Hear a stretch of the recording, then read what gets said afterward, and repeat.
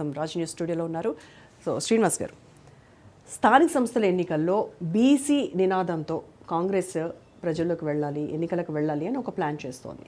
మరి ఒక బీసీ నేతగా మీరు ఆ నిర్ణయాన్ని వ్యతిరేకిస్తారా, సమర్థిస్తారా? బీసీ రిజర్వేషన్లకు సంబంధించి. అయ్యో, ఎందుకు వ్యతిరేకిస్తామమ్మా?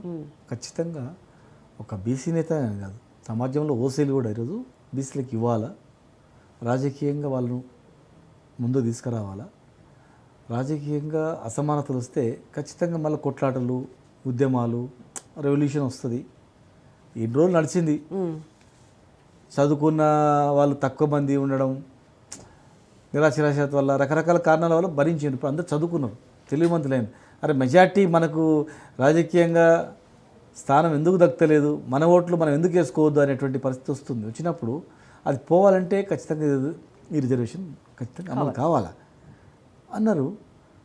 అన్నది అమలైతే సంతోషం, కానీ అది సేమ్ అన్ని హామీలాగా 6 గ్యారెంటీలాగా ఇదో 7వ గ్యారెంటీ మోసం అయింది అనుకోండి, ఖచ్చితంగా అది ప్రజలు తెలుసు. కానీ ఛాలెంజ్ చేస్తున్నారు కదా, మేము 42% బీసీ సీట్లతో మేము ఎన్నికలకు వెళ్తున్నాం, మీరు చర్చకు మీరు సిద్ధమా, మీరు కూడా ఇస్తారా అని అడుగుతున్నారు. అట్లా కాదమ్మా, నువ్వు 42% ఇచ్చిన తర్వాత ఏ పార్టీ అయినా అక్కడ 42% అక్కడ ఇవ్వాల్సిందే కదా. ఒక ఎస్సీ రిజర్వేషన్ ఉంటుంది. ఎస్సీ రిజర్వేషన్ అయిన తర్వాత ఏ పార్టీ అయినా ఎస్సీ నిలబడాలి అక్కడ. రేపు ఉమెన్ రిజర్వేషన్ వస్తుంది చట్టసభలలో. నేను ఉమెన్ రిజర్వేషన్ వచ్చింది, మీకు దమ్ముందా ఇస్తారా అంటే ఆటోమేటిక్గా ఇస్తారు. దమ్ముందేంది, ఆటోమేటిక్గా నిలబెట్టాల్సిందే కదా. మీరు ఏం మాట్లాడిండు? 42% చట్టబద్ధత కల్పించి బీసీ జనగణన చేసి చట్టబద్ధత కల్పించి నేను రిజర్వేషన్ ఇస్తాను. నువ్వు 42% రిజర్వ్ చేసిన తర్వాత బీసీలకు రిజర్వేషన్ సీట్లలో బీసీ నిలవకపోతే ఓసీ ఎట్లా నిలబడతాడు, ఎస్సీ ఎట్లా నిలబడతాడు? వేస్తే నామినేషన్ రిజెక్ట్ అయిపోతాయి కదా.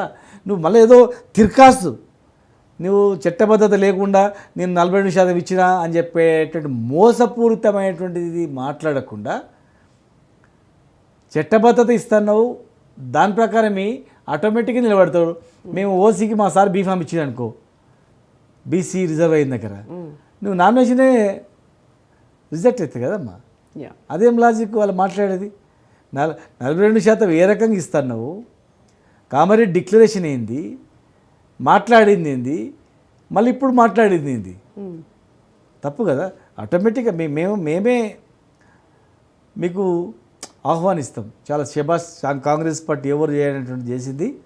42% చట్టబద్ధత ఇచ్చి రిజర్వేషన్ ఇచ్చింది. ఎస్సీ ఎస్టీల మాదిరిగా బీసీలకు కూడా రిజర్వేషన్ ఇచ్చింది. ఆ సీట్లలో ఏ పార్టీ కానీ ఇండిపెండెంట్ నామినేషన్ చేసినా బీసీలే నిలబడతారు. ఎవరు గెలిచినా బీసీ నిలబడతాడు. చట్టసభలలో బీసీల సంఖ్య పెరుగుతుంది. మేమే అవసరం అనుకుంటే మేము బహిరంగం కూడా చెప్తాం. ఎవరు చేయనటువంటి సాహసం చేసినందుకు కాంగ్రెస్ పార్టీకి ధన్యవాదాలని చెప్తాం. అట్లా చేయకుండా 42% మందికి బీఫామ్ ఇచ్చినాము, 50% మంది బీఫామ్ ఇచ్చినాము, చాటలో తోడు పెట్టినాం, కొట్లాడుకొని తన్నుకోండి అని చెప్తే కాదు. అట్లా మీరు 42% ఇస్తారు, ఒక ఇండిపెండెంట్ ఇస్తాడు, డబ్బులు ఆయన వచ్చి ఓసీ ఇస్తాడు. అప్పుడు ఏమవుతుంది? పార్టీలు ఇచ్చినా కానీ ఇండిపెండెంట్ వచ్చేసింది అనుకో, అప్పుడు ఎవరు సమాధానం చెప్తారు? సో బీసీ అట్లా అనుకుంటే ఎస్సీ ఎస్టీల మాదిరిగా సేమ్ ఎస్సీ ఎస్టీల మాదిరిగా ఏ రకంగా అయితే ఇచ్చారో బీసీలకు కూడా చట్టబద్ధంగా రిజర్వేషన్ ఇచ్చే బాధ్యత కాంగ్రెస్ ప్రభుత్వాన్ని. కాంగ్రెస్ ప్రభుత్వము చట్టం తీసుకొచ్చి కేంద్రంని ఒప్పిస్తావా, మాట్లాడతావా, ఏ ధైర్యంతోన మీరు ఆ ఎలక్షన్ను చట్టబద్ధతతో తెస్తున్నారో దాని ప్రకారం పోవాలి. ప్రతిసారి మీరు ప్రధానమంత్రిని కలుస్తున్నారు, కేంద్ర మంత్రిని కలుస్తున్నారు, మీరు మాట్లాడండి. కాంగ్రెస్ పార్టీ, బీజేపీ పార్టీ మాట్లాడి మీరు మాకు ఇవ్వండి, అంత చట్టం తీసుకురండి, ఇవ్వండి, అంతే తప్ప నేను బీఫామ్లో 42 మందికి 50 మందికి ఎవడడుతున్నాడు, ఎవరు కావాలి? అది కాదు.